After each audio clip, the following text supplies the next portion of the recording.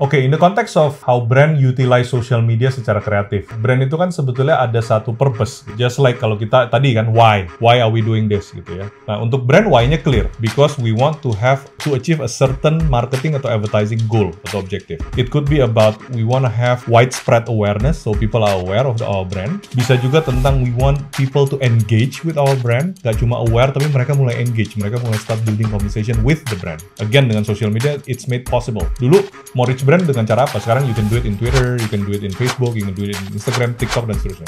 Ya, so awareness, it could be about engagement, it could be about sales. Begitu mereka lihat, you want them to purchase your product. It could be about sentiment. Ada beberapa brand yang sentimennya udah mulai jelek atau mereka udah mulai dirasa kuno, outdated, not relevant with me and my new generation sekarang. They want to be relevant dan seterusnya. So there's plenty of objective untuk mereka punya marketing. Now those objective should be the cornerstone atau the beginning, the starting line untuk build the creativity. Untuk bisa achieve itu, how can we be creative in coming up with the message? Message-nya apa yang kita mau craft? And how we are going to say it. So the what and the how. What are you going to say to achieve that objective? And how are you going to say it? So creativity will work in both this. Nah, let's talk about the what. What-nya itu gimana caranya kita formulate secara kreatif? First thing first, again, before you talk, you listen. Before you create, you find out. Kita find out dulu. What does the brand has yang uniquely owned by that brand?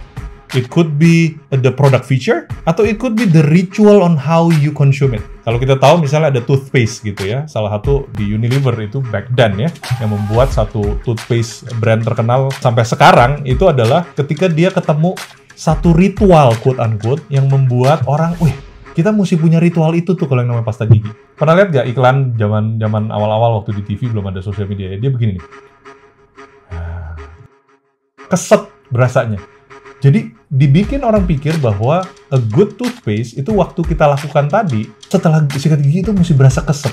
Kemudian dia dibikin rasa pedas, ada mintnya. You want to have the feeling of freshness. Nah, mereka yang di awal-awal membuat ada rasa mintnya, itulah yang kita communicate.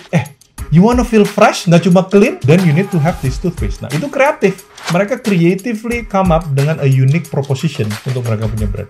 Nah, setelah kita udah tahu what-nya, how-nya gimana? Ini pasta gigi fresh. Itu nggak kreatif. How do you deliver the message bahwa this toothpaste itu sebetulnya fresh? Ya kan? Then you need to come up with a way of storytelling. How are you going to tell the story bahwa ini tuh fresh?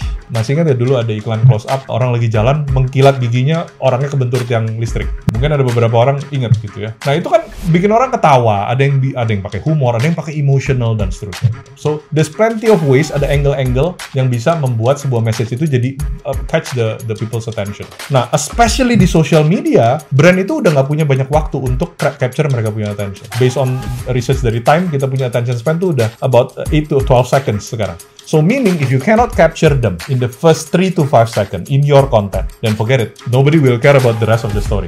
Ini terbukti dari mana? Trailer film Hollywood kalau dulu tuh dimulai dengan siapa yang distribute, ya kan? 20th Century Fox, Paramount Pictures, dan seterusnya gitu. Now if you go to YouTube right now, you go to any movie trailer, they don't start with that. Most of them, belum semua, tapi most of them. Tapi mereka ambil satu cuplikan paling seru di dalam trailernya, ditaruh di 5-10 detik pertama, baru dia mulai start the story. Supaya dia capture dulu. Jadi formulanya apa sih? Formulanya di creativity di social media adalah you need to first capture atau bait.